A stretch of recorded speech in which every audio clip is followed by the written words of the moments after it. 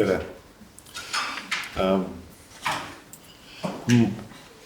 See risti peal siin.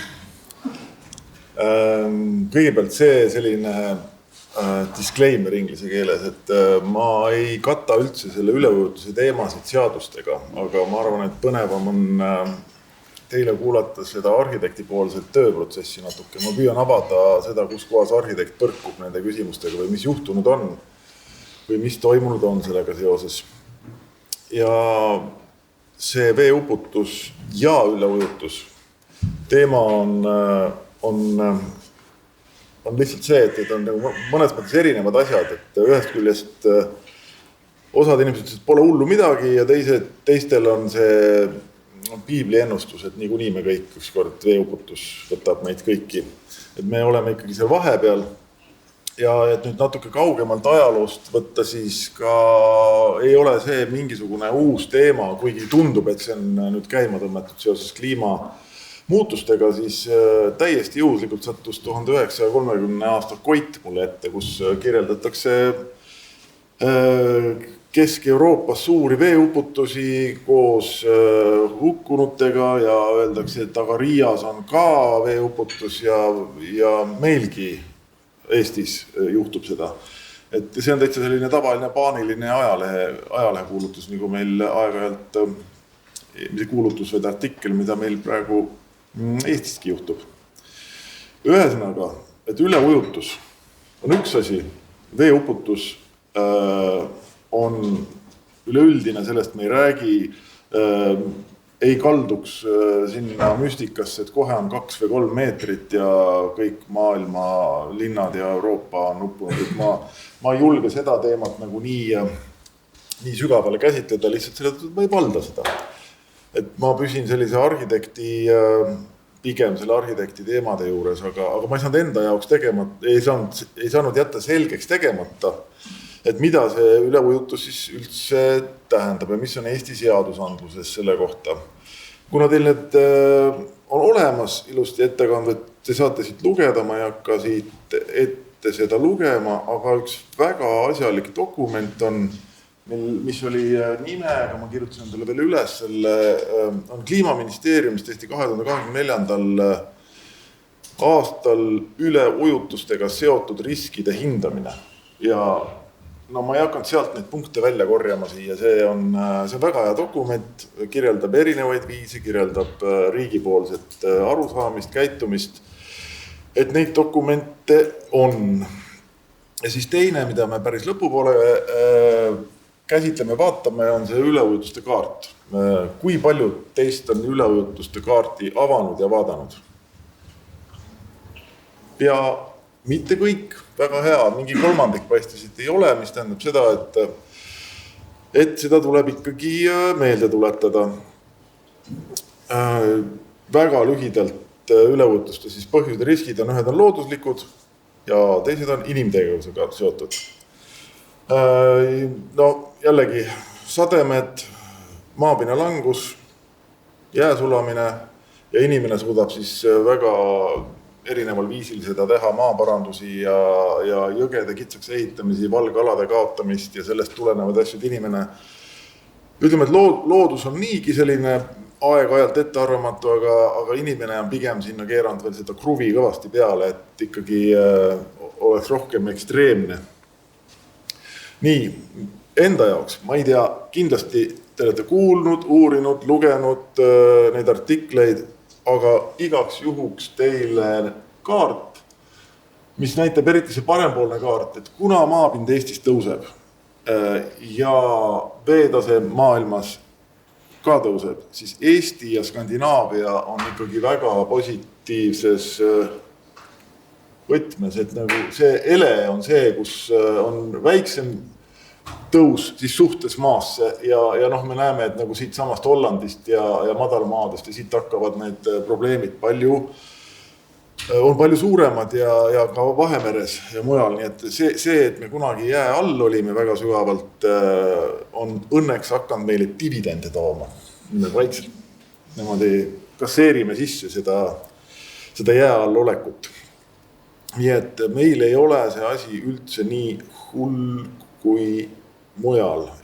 Vaatame seda Soome, Rootsi vahelist lahte, seal on hoopis veetase langeb. Nii et Skandinaavias on omaette hea karmaga piirkond. Nii, siis on üks selline huvitav kaart, isegi Google Maps on teinud sellise üleüldise kõikehõlmava online kaardi, see on täiesti ühe hetke kuvatõmmis, kus sel hetkel olid üleujutused. Nii et ilmselt kui Google juba teeb seda Google Maps, siis järelikult on sellel ka kasutajaid, tarbijaid ja nende jaoks on see ilmselt oluline, et nad on selles mängus sees. Ja siin on, ma just sel hetkel, kui see toimus, vaatasin järele, et mis seal siis toimub ja ühes oli selgelt torm, ehk Norras oli torm sel hetkel, ehk siis selle tormi tõttu rannikul on veetõusu ohud. Aga kui ma hakkasin Hispaaniat vaatama, siis seal polnud nagu mingit tormiga sademeid, aga see oli mingi talvine varakevadine hetk, mis tähendab, et ilmselt on siis mägede sulalumi või mägedest jõgede, nii et nad tegelikult katavad siin selle kaardiga kõike. Ja siis see üleujutusalade Eesti kaart, millest me võib-olla vaataks pärast nagu pikemalt, mängiks sellega. Ja ma võtsin välja mõned näiteid. Kuna koolitus oli ka Paides, siis minulegi üllatuslikult seal keset kõrget Eestimaad tahtsin neile ka näidata ja vaatasin, et üllatused ka Paides on üleujutusala oht ja just praegu käib näiteks planeerimine, et siia elamukvartal teha sellesse samasse alasse. See on nüüd 100 aasta jooksul, ma pidin ikka pingutama, et seda saada, sinna vähemaga väga palju märjaks ei läinud. Aga põhimõtteliselt on isegi sellistes kohtades see võimalik. Nii. Selle väljavõtte tegin ma täitsa isikliku laadi kogemuse tõttu. Umbes 20 aastat tagasi projekteerisin siia kuskile maja ja see oli veel sugulane sõber ja ei läinudki mööda 5-6 aastat, kui nendel oli 0,5 meetrit vett põrandal. Ja mina arhitektina oleks pidanud, ma võtan kõigepealt kõik süü omaks ja siis ma hakkan süüdistama kõiki teisi. Et nagu nali.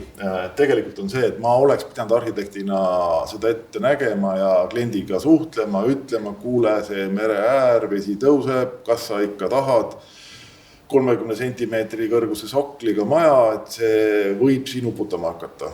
Aga sel hetkel ei olnud aktuaalne teema.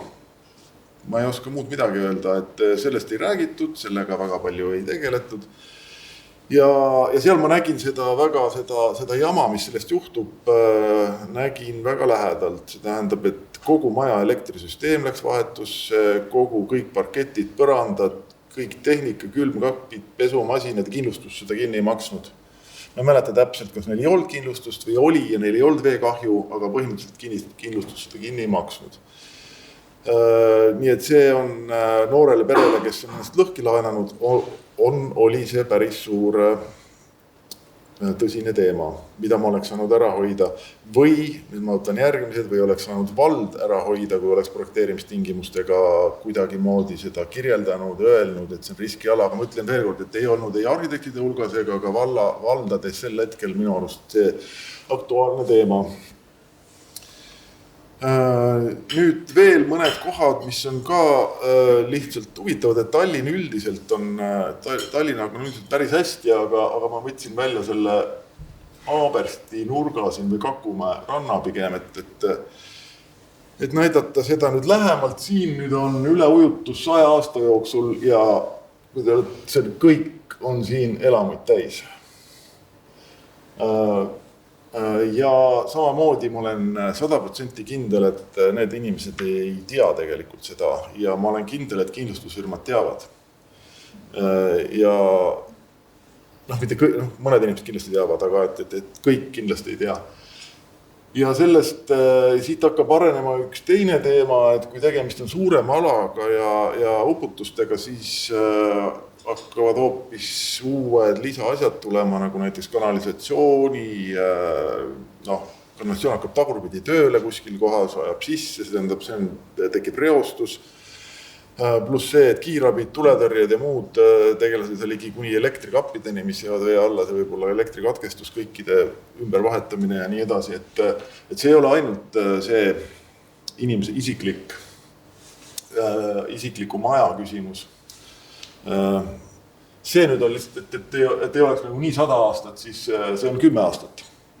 Ja ka 10 aastaga on siin, ma hästi siit ei näe, aga põhimõtteliselt on siin nagu neid elamuid päris palju, mis on ka 10 aasta sees. Kuna ma ise seal lähedal ei ole või ei käi või ei ole kursis, siis ma ei tea, kui palju see tegelikult on seal üleujutusi olnud. Nii, nüüd jälle ühe hiljutise isikliku, siis ütleme niimoodi aastataguse projekteerimise juures ja ma lihtsalt kirjeldan nüüd selle loo ära, et üks minu küsimus või selline soov ongi, et mõeldaks selle peale, et kes ja kus peab inimesi kaitsma selle eest, et see juhtuks nii, nagu juhtus. Inimene läks Noorvere, tahtis endale väga mõistliku hinnaga asukohta, krunti, väga mõistliku hinnaga tehase maja ja siis ta leidis selle krundi, leidis tehase maja ja kiiresti tegi tehase majaga lepingu ja krundiostulepingu. Ja sel hetkel pöördus ta arhitekti poole, ehk minu poole. Ja siis me hakkasime vaatama, võtsin need lahti, detailplaneeringus ei olnud mitte midagi kirjas, aga kuna ma olin nagu teadlikum 20 aasta jagu, siis ma oskasin seda kaarti vaadata. Ja mis välja tuli, oli see, et see krunt tegelikult detailplaneeringuga on planeeritud täielikult vee alla. Siin võtame niimoodi, et vasakpoolne on 10 aastat ja parempoolne on 100 aastat. Ja see krunt asub, et vaatame siin, see asub kuskil siin keset seda. Ja muidugi, alati on väga lõbus, kui seda kaarti vaatate, mismoodi nagu nende saarte peal on ajaloolised majad nagu niimoodi. Ja mitte ühtegi ajaloolist ei ole siin. Et nagu selles mõttes sel ajal oli selline mälu, mis kestis vanaisade kaudu, et see sohu ei ehita lihtsalt. Aga praegu on ostetud krunt, detailplaneering, müük peale promo ja inimesed ostavad, eks. See on nagu protsess on natuke teistmoodi, mille tõttu vanaisad meid ei kaitse, veelased meid peaks kaitsema siis keegi muu. Ja kogu see detailplaneering on selle all. Konstantselt minu krunt oli kuskil siin ja see planeering on keset seda. Ühel sellel koolitusel oli selle valla ametnikud ka ja nad ütlesid, et see on nii vana, läkski halvasti ja nad on täiesti teadlikud, et see kõik on läinud väga halvasti. Et sina ei oleks tohtinud sellisel kujul seda teha. Aga mina ei leidnud detailplaneeringust selle kohta mingeid märkmeid. Muud, kui oli ühes kohas, oli see 0 kõrguse kohta. Siin on lihtsalt, ma võtsin selle planeeringu teksti välja ja põhimõtteliselt on planeeringu olla kirjeldus, et nagu oleks miinimum olnud, siin oleks üks lause sees olnud, et siin on kõrge veeoht ja mitte lihtsalt kõrge veeoht, vaid ja siis oli siin üks tabel, tabelis 1. Seda tabelit detailplaneeringu juures ei olnud, avalikes andmetes seda ei olnud ja vald ei osanud ka seda kuskil mulle anda. Siiamaani ma ei tea, mis tabel see on. Ilmselt seal oli midagi ehitusõigustes võib-olla kirjas selle kohta. Ja jällegi, ei mitte midagi selle kohta, et see on nüüd 10 aasta jooksul vee all, see asub siin, terve see planeering on siin. See on 10 aasta koht, eks ole, et see ei ole meil siin mingi 50 ega 100 aastat. Nii. Ja inimene ostis sellise hästi odava tehase maja, selline pilt, ka tehase maja müüdi sellise mõttega, et siin asub maapind, sokkel on seal 30-40 sentimeetrit. ja saad. Ja mis juhtus, on see, et tuli välja, et see nullkõrgus peab olema 1,60, mitte, et see vesi võib tõusta üle meetri. Ja ma mäletan täpselt kui palju. Ehk siis ma lohutuseks ütlesin, et see Porsche mahuks napilt alla parkima, et seda saab ikkagi ära kasutada. Aga kui on väike maja ja sa pead tõstma 1,60 kõrgusele väiksel grundil, siis see on kõik teistmidi. Aga siit alles see selleks probleemid alles algasid. Ma ütlesin ennem, et ta ostis laenuga ära. Tegelikult tal oli kokkuleppe pangaga. Ta ei olnud veel allkirjastanud. Ja kuna see oli nagu maja krunt, et pank tahtis teada, milline maja, siis oli mäng see, et maja tehas peab midagi ütlema, et millal ta annab, mis hinnaga ta annab maja. Maja tehaste puhul on see finantseerimine natuke teine kui tavaehituse puhul.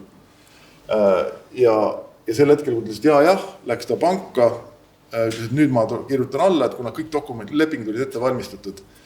Ja siis pank ütles, et ta ei anna laenu, et me saime kinnisvara hindamise. Ja kinnisvara hindamise tehakse tänapäeval väga põhjalikult, nagu te teate, ja seal oli siis 1,6 meetrit vett näidatud ja pank ja see maja põhimõtteliselt või krunt ja maja ei olnud tagatisena praktiliselt üldse kõlbulik või hinnati nagu mingi poole alla. Ja noorel perel, kellel ei ole raha, mis siis juhtus, on see, et see asi kõik kukkus kokku. Õnneks nad said kuidagi mingit moodi, ma ei tea ega taha teada, mida nad pidid tegema selleks. On üks tuntud Eesti laulja tegelikult, kes seal vahepeal võib-olla pidid andma jõulude ajal 3 kontserti päevas selleks, et saada nagu mingisugust teemat, aga põhimõtteliselt ikkagi väga halb lugu. Siin lihtsalt see krundi plaan, lihtsalt need kõrgused, 1,19 on kõrgus ja 0 peab olema 3 peal, nii et need on ikkagi 3-0 absoluutselt nii. Ja seal on ka, et kui isegi see detailplaaningud ikka kipuvad vanad olema, et mul on isegi küsimus, et me ei saa valdadena, arhitektina ja vallana ei saa öelda, et ei juhtus kunagi, et tegelikult on küsimus ka selles, et praegu need ostjad peaksid kuskilt, need krundid on veel müümata pooled, et ka sealt peaks see teavitus tegelikult inimestele jõud, ärge ostke või õigemini, mitte ärge ostke, vaid et te teate, mida te ostate. See on küsimus. Ma ei räägi sellest, et keelaks ära vette ehitamise, minu arust väga, väga hea on, kui ehitatakse ka kuskile juurde, aga see peab toimuma teadlikult. Nüüd siin on üks 50 aasta ujutus. Ma toon lihtsalt näitena, kuidas nüüd ühe selle väikse taluga läks halvasti, aga siin jälle olin väga teadlik. Kuna ma ise seal mainitud, et purjetan, siis ma teadsin ka seda, et see vesi tegelikult ulatub siia ette. Seda maja ei olnud ennem, aga see veepiir oli tegelikult teada, kus kohta ta tuleb üleujutustega. Ja põhimõtteliselt tegime kogu selle kontoribloki meeter kõrgemale, selle see maapind õnneks toetas teiselt pool, natuke pidi seda seal mängima ka, aga toetas hästi ja siis kogu see ellingu osa või selline tehniline osa on siis sellise arvestusega tehtud, et on betoonpõrand ja on kõrge sokkel, et kui seal isegi 60 centimeetrit ujutab, siis vesi voolab sealt välja tagasi ja ükski elektriasi, kanalisatsioonid, kõik on niimoodi mõeldud, et see sinna ei ulatuks. Või et see ei tekitaks mingisuguseid probleeme. Jah, siin on see sakk näha selle koha peal, kus see trepp on, kus on kontoriruum ja 2 eri plokki, siis üks on see, mis on tõstetud ja teine on langetatud ja seal madalamas on ka riietusruumid, aga ma ütlen, et see on just selle niimoodi tehtud, et see teadlikult võib jääda vee alla. Nüüd lihtsalt üks huvitav asi on, et 50 aasta jooksul on ka Tallinna sadamas Iivika. On nagu ujutab. Et ma ei tea, kui palju suur arendus kõik on elamuid täis pandud, et mida see tegelikult, kas see on jälle teadlikult, kas linn tegeleb sellega, kas planeerija tegeleb selle planeeringu, sadama planeerimisega, ma olen natuke mingid konsulteerinud neid ja seal sellest juttu pole üldse olnud. Ja ma arvan, see on lahendatav, see ei ole küsimus, aga jällegi, et see on ju palju kallim teema kui elamuala ja see muidugi ulatub ju tegelikult siit üle selle Põhjaväila kõvasti Kadrioruni välja. Ja see oli nüüd küll vist selles mõttes karmilt 100 aastat pandud, aga see 100 aastat võib juhtuda ka 5 aasta pärast. Nii, ja see on see planeering, eks, panin selle pildi ka juurde, kus on need elamud planeeritud, aga ma arvan, et küllap see tähendab seda, et seda maapinda täidetakse, võtakse arvesse ja see on vaja teha. See oli lihtsalt mulle endale üllatuseks. Millega peab arvestama siis väga lühidalt ehituse koha pealt ehituskonstruktsioonide vastavusega. Kui on tegemist mereveega, siis on kõik normid, see puudutab põhiliselt konstruktorit, kõik normid on kõrgendatud. See tähendab, et betooni klass peab olema teine, terase klass peab olema teine, poltide kinnitused peavad olema teised. Kui on roostevaba, siis roostevaba veel ei tähenda seda, et ta on roostevaba, kui ta puutub kokku mereveega, sest see on veel spetsiifiline merevett kannatab roostevaba. Nii et seal on terve rivi asju, mida peab teadma, kui see nii on. Ehk ma tahan öelda seda, et kogu see hoonestus läheb, kui sa veel maapinda tõstad ja tegeled nende teemadega, siis ka kogu ehitus läheb kallimaks. Ehk nüüd on niisugune riigi küsimus, et kas peaks reguleerima, et nagu päris rumalat tegevust ei teeks. Esimese otsa eest maksavad arendajad ja inimesed ennast natuke liiga lõhki, kas see on mõistlik, ja teise otsa eest hakkab riik pärast päästma inimesi ja lahendama probleeme. Ja siis need juriidilised küsimused, need samad pangad, kindlustused, ja kui korra vesi on sisse tulnud, siis on hallitus kohe sabas. Et sa võid isegi öelda, et sa kuivatad kõik ära, kui on karkassmaja, siis kui vill saab märjaks, siis põhimõtteliselt tuleb kogu maja see osa lahti võtta ja vahetada vill ära, sellepärast et vill saab märjaks ja ta ei tööta enam nii ja seal sees on hallitus. Kanalisatsioon on see küsimus, kanalisatsioon võib hakata tagurpidi tööle ja neid näiteid on küll, kus kanalisatsioon tagurpidi tööle, ehk tekib tohutu reostus piirkonnas. Elektrisüsteemid, väga halb lugu nendega, ja siis ehitushind ja taastamishind. Kas ma ei hakka võib-olla neid lahendused ette lugema, ma ei näe sealt ka lugeda nii väiksed. Ütleme, et ma nüüd korra pööran.